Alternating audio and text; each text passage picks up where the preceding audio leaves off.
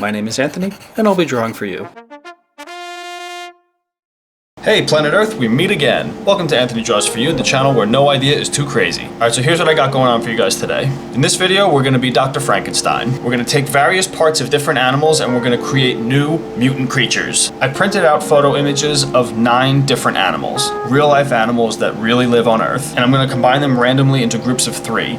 And what I'll do at that point is combine the elements of all 3 animals to create something completely new. Hopefully even a little freaky looking. The kind of creatures that might be a good fit for a fantasy or a sci-fi story. Speaking of fantasy stories, I just got into this new one, Carnival Row, on Amazon Prime. I think there's like 8 episodes, each one is like an hour long. I burned through hour-long episodes like I was watching a 30-minute sitcom. For my fellow Marvel fans out there who may be experiencing a bit of an empty void living in a post-Avengers world, and not to mention Game of Thrones, which is also over, this show could very well be your next obsession. I'm not going to tell you what it's about because I want you to go in like completely empty the way I did. It's like Harry Potter meets Sherlock Holmes, but rated R. Oh yeah, you got like fairies and werewolves and all that crazy stuff. There's a lot of violence, there's a lot of, if you know what I mean. It's called Carnival Row, and it's on Amazon Prime now, and you should go watch it. But in the meantime, I've got these creatures for you. Before we get started though, I would like to remind you that my services are available for anybody who needs it, whether you're an individual looking to get a gift for a friend, or if you're a business and you have rebranding needs. I do logos, commercial storyboarding, company letterheads, t-shirts, restaurant menus, anything with a surface, you name it. For fans of comics and cartoons, my commissions list is currently open, and autograph prints are available for anything that you see me create on this channel. And for all business inquiries, please contact Susan at the office. Since I'm still new here at YouTube, I'm going to be posting a video every weekday this week, and then every Monday, Wednesday, and Friday after that. Business out of the way. And let's take it to the paper. Beaver, hyena, buffalo.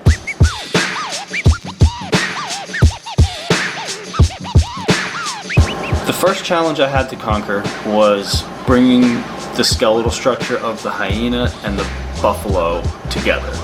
And that wasn't easy because the hyena's got this super long neck and the buffalo has this big thick head that's low to the ground.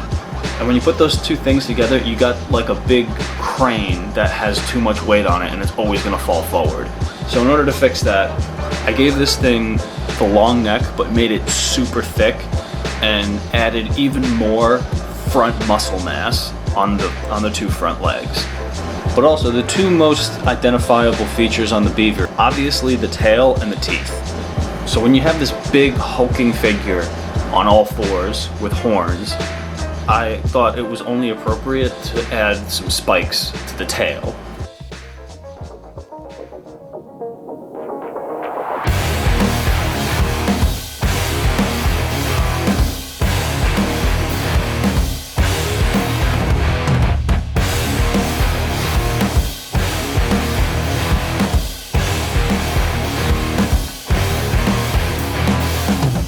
Because he's got a beaver tail, obviously it's going to be used in the water, so this is a semi-aquatic animal. You can't really see it too well in this picture, but if I ever use this guy again, I'll be sure to make it a little bit more clear. I threw in some webbing on the toes so that he's this powerful thing, but he's also a swimmer. And as for the spots, besides being representative of the hyena, I thought the spots were just a nice touch and made it a little bit more freaky looking. And my confession of the day, my hashtag desktop confessional, this was a pretty good exercise for me because I know how to draw hair, but I'm always out of practice because I don't do it enough. So I sort of take shortcuts to make it look like I'm better than I actually am at doing hair. I was trying out a whole bunch of different colors too. I ended up going with the green because I can give it the complementary like aquatic blue, that dark aquatic greenish blue. So once I made my decisions and I laid down the flat colors, I went back to add the darker values to add depth.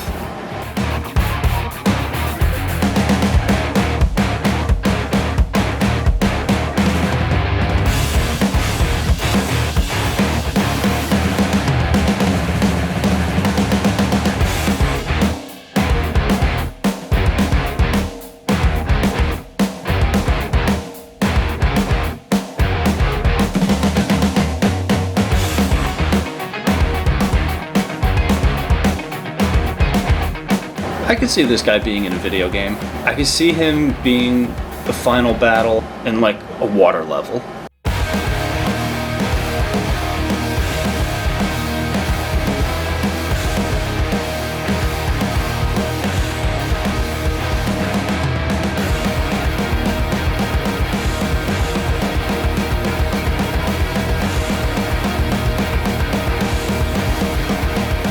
I'm gonna call this guy Bupkis. I don't know why, he just looks like a bupkis.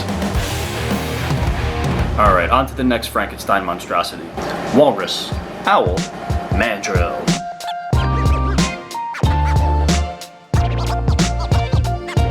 I'll be perfectly honest, this was a difficult combination because the most identifiable features of each animal is in the face.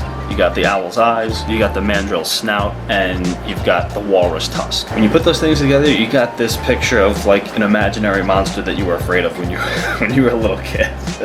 Like you'd run up the stairs even faster because you had this image of this thing in the back of your head.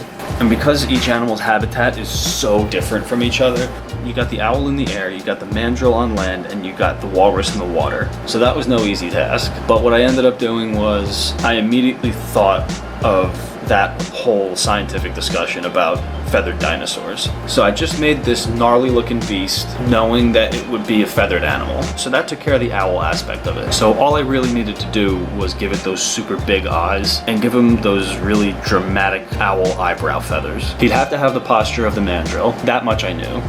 The walrus tusks were pretty straightforward.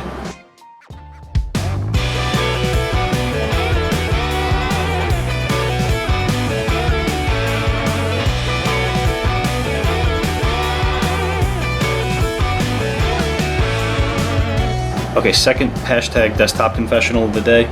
Feathers are also something that I dread. When I saw the owl come up, I'm like, oh god, I'm gonna have to draw feathers. See, the outside of the arms where it sort of looks like the ends of a wing, that much I can do. Wings I'm decent, but you see the direction of the feathers on the rest of the arm. Like look at his arm going down. The feathers on his arm are like perpendicular. Yeah, I know what looks wrong, and what I need to practice is how to rectify that.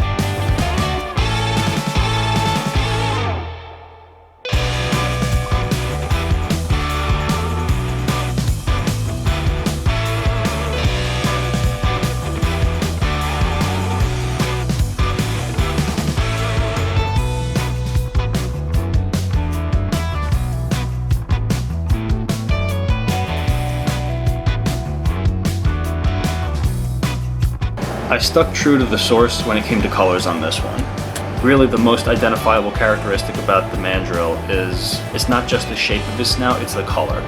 Color makes the mandrill what he is. So like I usually do, I lay down my flat colors, I go back and add the dark values to create depth, and throw in some indications of texture.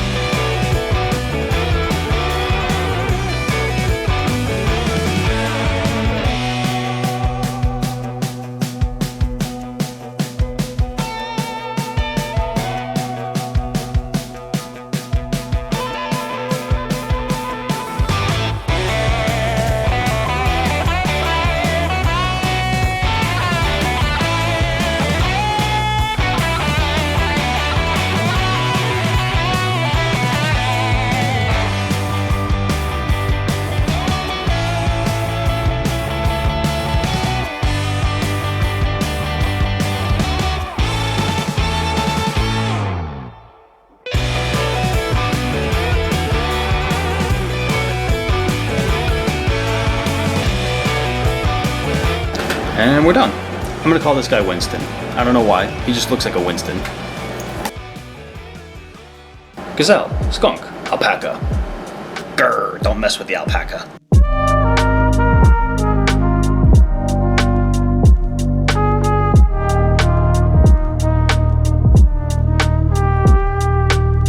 So the obvious choice for the gazelle was the horns. The alpaca, his doofy face was just too priceless, so that's not changing. The skunk, obviously the tail. So the concept I ultimately decided on was a super short body with super long legs and these super tall horns and this doofy, derpy looking face. So I knew this guy was going to be very long. So he's got the long neck, he's got the shaggy hair in his eyes, the beard, and I gave him these little teeny tiny skunk arms, which means that all of his weight would be supported on two legs, which means the hoofs had to become gigantic.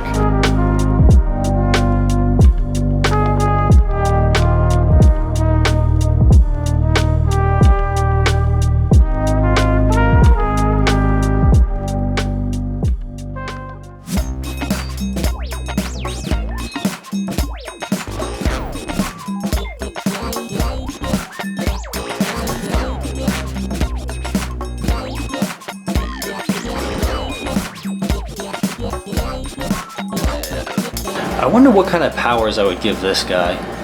He's a doof, but that's kind of why I would love to give him powers that are like really incredible.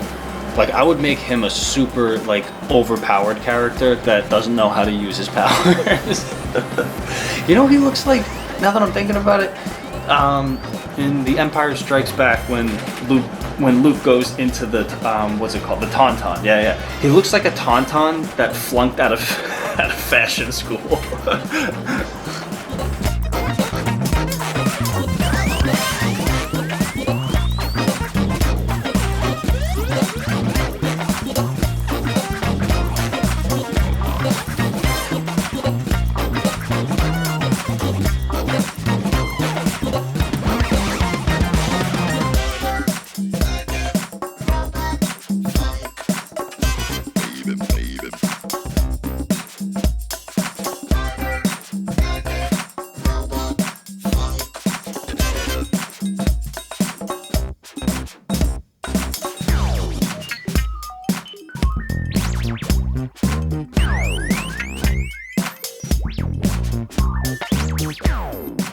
Throw in the background at the end, and I'm gonna call this guy Ray Ray. I don't know why. He just looks like a Ray Ray.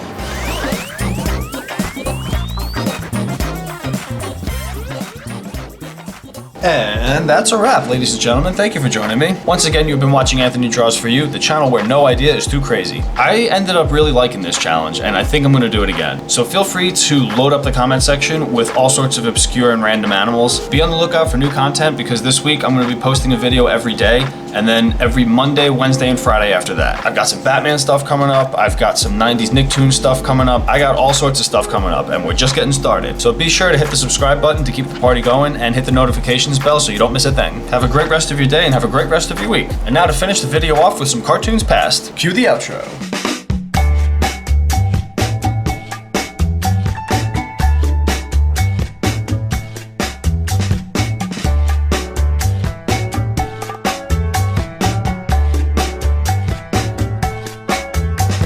Sleep won't sleep, the rise won't fall. Desire's gonna carry me down to the shore. All night on the other side, I'll be with you on the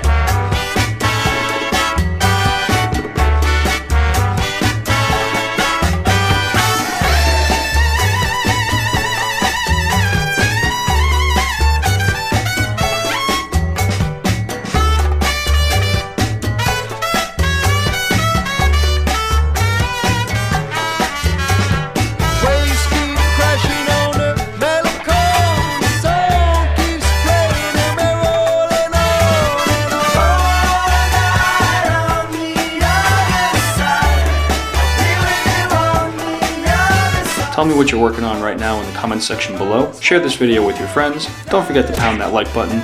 Be sure to subscribe to keep the party going. Thank you much, and I'll see you next time.